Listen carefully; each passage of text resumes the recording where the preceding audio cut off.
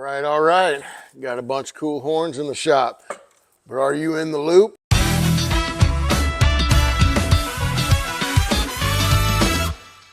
Howdy, friends. Welcome back to the House of Tone. My name is Wesley. We're going to jump right on in today. Got this really cool BAC trombone that we're working on. Custom stuff is really cool.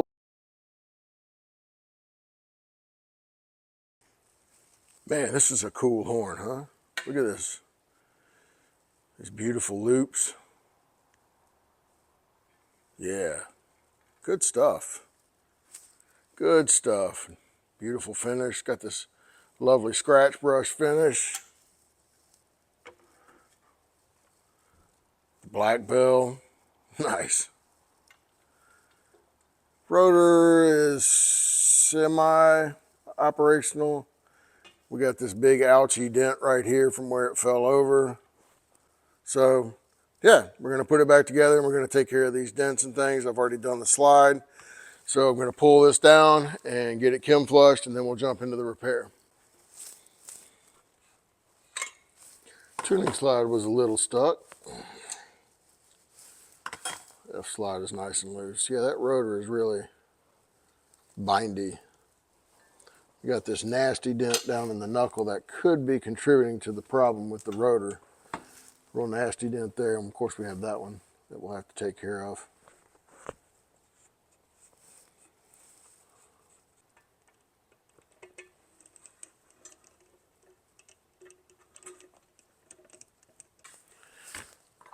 I make custom punches to be the shape that the stop arm is. I make them out of brass so I don't mess up the threads.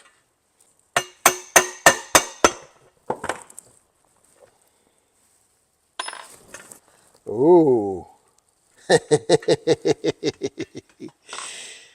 Yeah. Nice.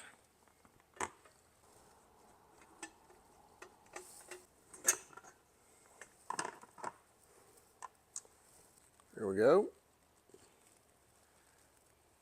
Some very calcified and green funked up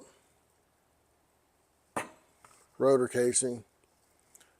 There's a better shot of that dent that's on the knuckle that I was talking about down here on the gooseneck out of this nickel silver piece. Yeah.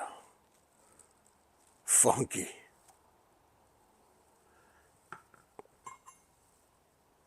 Backside of the rotor as well. It's been played a lot. So, gonna get it clean, then we'll jump into the repair.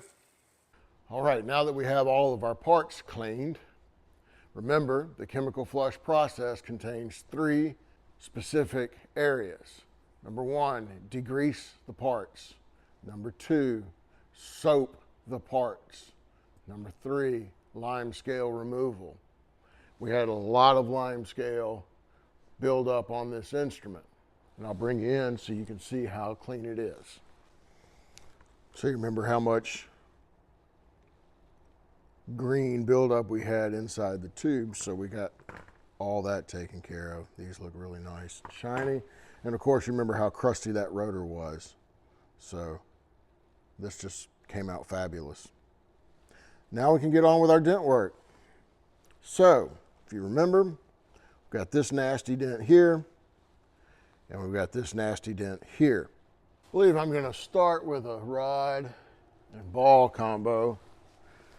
This is a bar that I made out of 303 stainless. I've got my Z60 set up in what I call workstation mode, and I'm not going to expose very much. Get some grease on this. I was having a discussion the other day why I tap first, and I talked about the creases, but today I'm gonna not tap first. Today I'm actually gonna try to use a ball that is closest to the size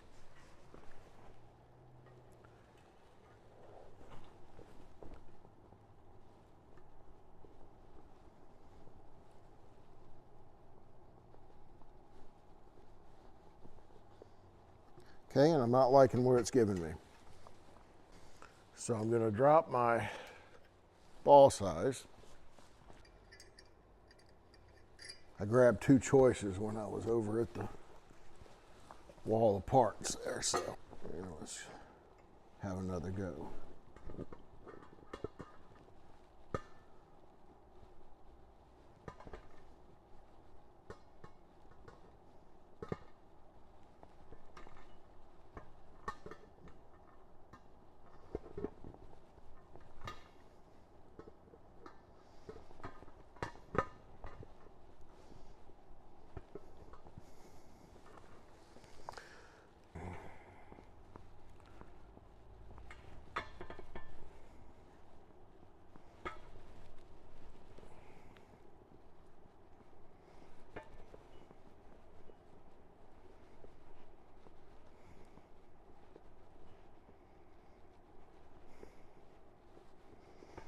Okay, so I run it 5 or 6 times. I'm not liking what it's giving me. I've still got these punches out the side. I've made it a little shallower. I'm going to shift away from a ball altogether, but I am going to start moving the nickel. Nickel is it's really pretty hard, but I'm going to start moving this more back to the center line.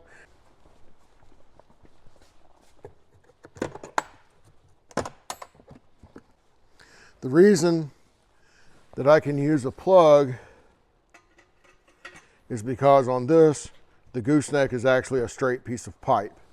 I don't have this curve. So I think I want to give one that's I can pretty easily get through.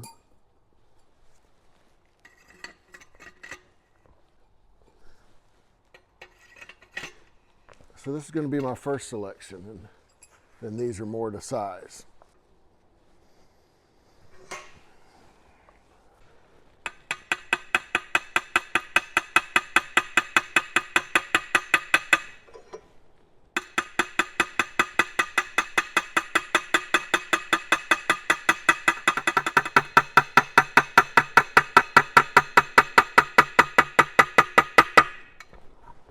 This is the side that I just did. I made all of this light line straight. Now I only have the dent and I have light creases on either side. This is the top of the dent. Let's flip it around to the side that I did not tap. By just pushing, I raised all of this area. I raised it so you can see the light line go up. It's raised by not tapping on any of this first. Now, it may not mean a hill of beans in the grand scheme of things, because this is all going to get rounded out anyway. But when asked about my thought process of why I tap before, this is the reason. The crease is sharper. The light line is already pushing up. On this other side where I've tapped, I have a straight light line that I'm working with, and I have less in the shoulders, which is on either side of the crease. That's why I tap first. It may be right, it may not be right. There is no right or wrong answer, because the end result is that it's going to look downtown.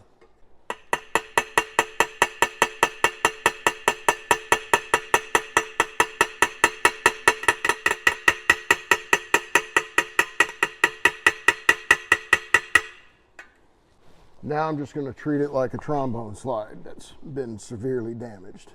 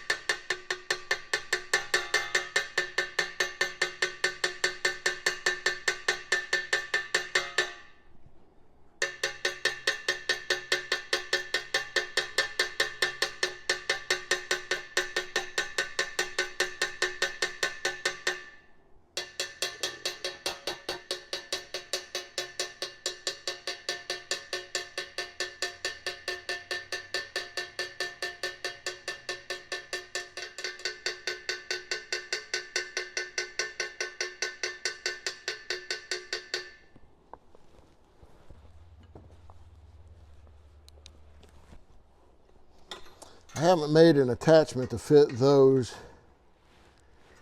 these pegs to the dent machine yet. But I've got some old ones. Oh, I'm gonna get what I want over here. All right, you come back and hang out right here for a second. I'll get this moved. So this is just a piece of steel that I cut and threaded on the end that fits in the slug portion of my dent machine.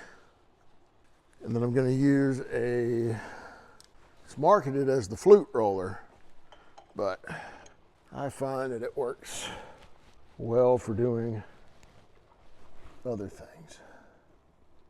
And I'm going to center that. So let's see. My setup is just like for doing trombones, slides. So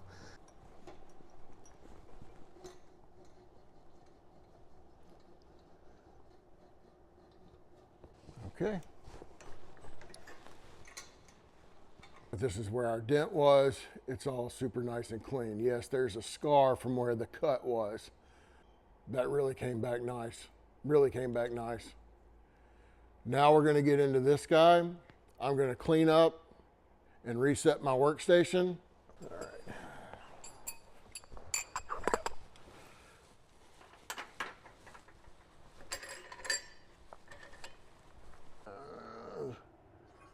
This guy might be useful.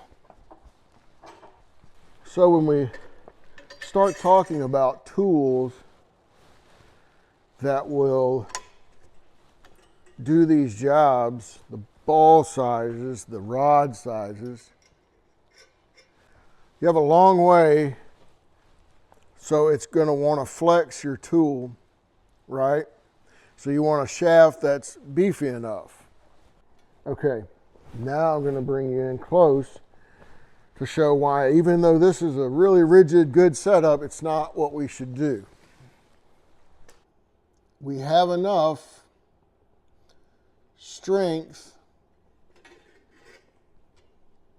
in the rod and the ball. But when we come down, look, we don't have enough movement. We don't have enough movement to make the ball go where we want it to go. And this is a very key area. The walls of these knuckles, they cannot be disturbed. So we cannot get in to get this dent. Even though it looks like it's there, it's not touching it there. So I have to do something else. The ball size, I think, is fine. The diameter of the rod didn't allow for enough work movement. So I'm going to punt, go back to this 303 stainless rod that I made. And okay, now it's the same ball size, but you can see there that I am actually on the dent already. So this dent is a non-issue with the right setup. So you just have to keep that in mind. It's just going to rub out like butter. As compared to how hard that nickel was, the brass is super soft. And this is the way the rotor casing is made. And that's all that is. It's anticlimactic once you have the right setup. And you can see that I'm staying completely away from where it was seamed and put together.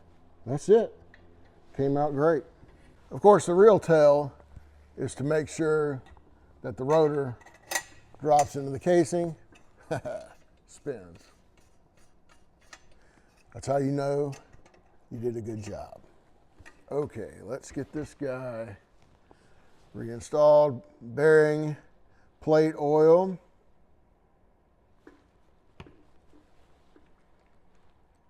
Valve oil.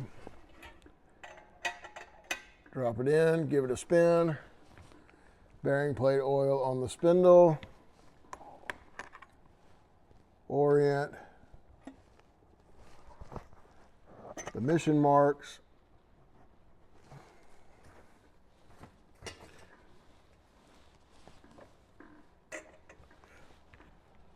Bearing plate setter.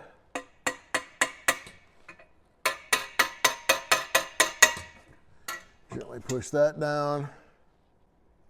Make sure it freely spins. Wipe off. This is just pick apart foam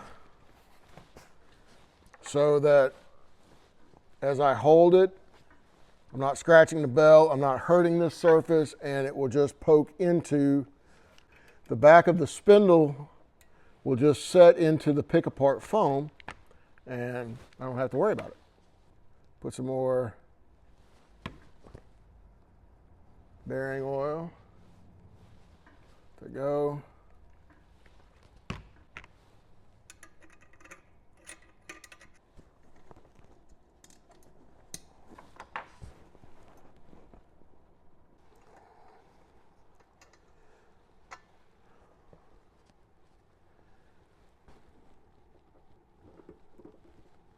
Oh yeah, very good.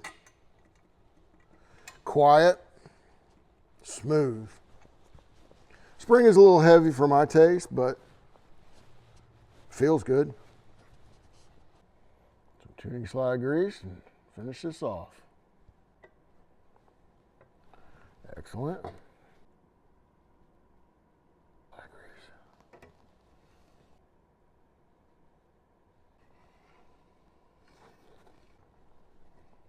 Because we were careful, everything lines back up the way it's supposed to.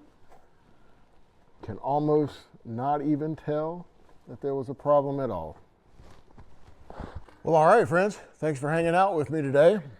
This horn came out wonderful. Beautiful. Everything a custom horn should be. Man, nice.